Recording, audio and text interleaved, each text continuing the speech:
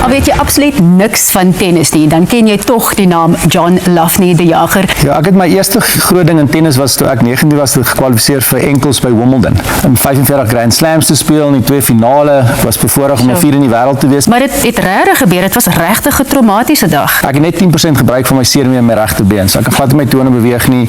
My een been is korter as my ander been. My ma het my nie groot gemaak met iemand wat 'n gebrek het nie. En ek het 'n ernstige gebrek gehad en ek het gekwalifiseer om na die Para-Olimpiese spele toe te gaan. As 'n spansport se geheel, hoe werk dit? Hoe werk die sielkunde daarvan? Afrigters soek altyd die beste talent daar buitekant. Maar wat van die talent wat reg voor jou sit?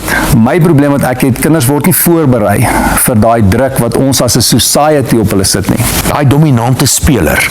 Wat maak hom dominant vir so lank? Daai ouens is elke liewe dag doen hulle die regte goed. Luister, ek weet hoe dit voel.